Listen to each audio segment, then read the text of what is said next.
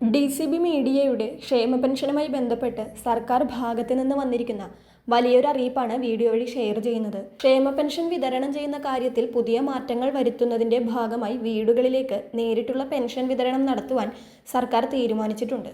നിലവിൽ ക്ഷേമ പെൻഷൻ ലഭിക്കുന്ന 62 ലക്ഷത്തോളം ക്ഷേമ പെൻഷൻ ഗുണഭോക്താക്കളിൽ 26.62 ലക്ഷം പേർക്ക് അവർ നൽകിയിരിക്കുന്ന ബാങ്ക് അക്കൗണ്ടുകളിലേക്കും മറ്റുള്ളവർക്ക് സഹകരണ സംഘം ജീവനക്കാർ വഴി വീടുകളിലേക്ക് നേരിട്ട് എത്തിച്ചുമാണ് വിതരണം നടത്തുന്നത്. എന്നാൽ ധനവകുപ്പിന്റെ ഇപ്പോൾ വന്നിരിക്കുന്ന പുതിയ ഉത്തരവ് പ്രകാരം പൂർണ്ണമായും കിടപ്പ് രോഗികളായവർക്ക് മാത്രമേ ഇനി മുതൽ പെൻഷൻ വീട്ടിലെത്തിച്ച് നൽകുകയുള്ളൂ. ബാക്കിയുള്ള ഗുണഭോക്താക്കൾക്ക് അവരുടെ ആധാറുമായി ലിങ്ക് ചെയ്തിട്ടുള്ള ബാങ്ക് അക്കൗണ്ടിലേക്ക് മാത്രമേ പണം നൽകൂ. മുൻ LDF സർക്കാർ 2016 മുതൽ ആവശ്യപ്പെടുന്നവർക്കെല്ലാം പ്രാഥമിക സഹകരണ ബാങ്കുകളിലൂടെ പെൻഷൻ വീട്ടിലെത്തിച്ചിരുന്നു. ഇതിനാണ് ഇപ്പോൾ മാറ്റം വരുത്തുന്നത്. കിടപ്പ് രോഗികൾക്ക് പുറമെ അംഗപരിമിതർക്കും അവശരായവർക്കും ആശ്രയിക്കാൻ വിശ്വസ്തരില്ലാത്തവർക്കും സമീപത്ത് ബാങ്കുകളോ ATMകളോ ഇല്ലാത്തവർക്കുമെല്ലാം വീട്ടിലേക്ക് നേരിട്ട് പെൻഷൻ എത്തുന്നത് വലിയൊരു സഹായമായിരുന്നു. പെൻഷൻ വിതരണം ചെയ്യുന്ന സാമൂഹിക സുരക്ഷാ പെൻഷൻ കമ്പനി ആവശ്യപ്പെട്ടതനുസരിച്ചാണ് പെൻഷൻ വിതരണം അക്കൗണ്ട് വഴിയാക്കുന്നത്. ഒരാൾക്ക് വീട്ടിൽ പെൻഷൻ എത്തിക്കുന്നതിന് ഏജന്റിന് 25 രൂപയും സഹകരണ സംഘത്തിന് 5 രൂപയും സർക്കാർ ഇൻസെന്റീവായി നൽകിയിരുന്നു. 1625 സഹകരണ സംഘങ്ങളിലെ 5000-ഓളം ഏജന്റുമാരാണ് പെൻഷൻ വിതരണം ചെയ്തിരുന്നത്. വിതരണത്തിന് വേണ്ടി വരുന്ന ഈ തുക അക്കൗണ്ട് വഴിയായാൽ ലാഭിക്കാമെന്നാണ് പെൻഷൻ കമ്പനി പറയുന്നത്. കൂടാതെ പെൻഷൻ ഗുണഭോക്താക്കളിലേക്ക് പണം വീട്ടിലെത്തിക്കുന്നത് കേന്ദ്രത്തിന്റെ ഡയറക്റ്റ് ബെനഫിറ്റ് ട്രാൻസ്ഫർ സംബന്ധിച്ച നിർദ്ദേശങ്ങൾക്കെതിരാണ്.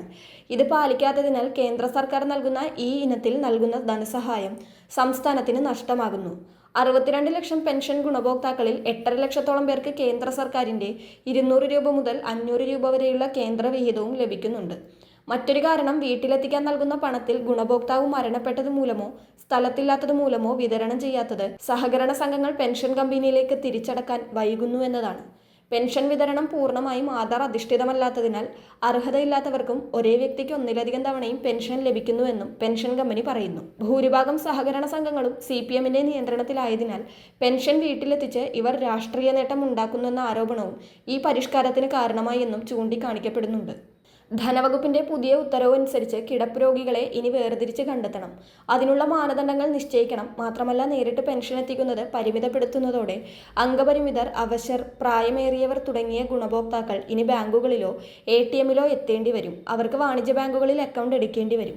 സീറോ ബാലൻസ് അക്കൗണ്ടൊക്കെ അല്ലെങ്കിൽ മിനിമം ചാർജ് ഇല്ലാത്തതിന്റെ പേരിലുള്ള പിഴ ഈടാക്കലൊക്കെ ഉണ്ടാകാനും സാധ്യതയുണ്ട്.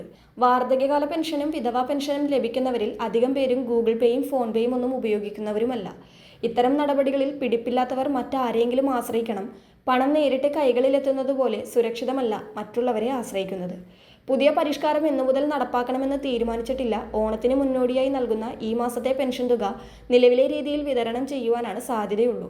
നിലവിൽ ക്ഷേമ പെൻഷൻ ലഭിക്കുന്നവരുടെ വാർഷിക മസ്റ്ററിംഗ് നടന്നുവരികയാണ്. സെപ്റ്റംബർ 30 വരെ സമയമുണ്ട്. ഒരുപക്ഷെ അതിനുശേഷമായിരിക്കാം ഈ വിതരണ രീതി ആരംഭിക്കുക.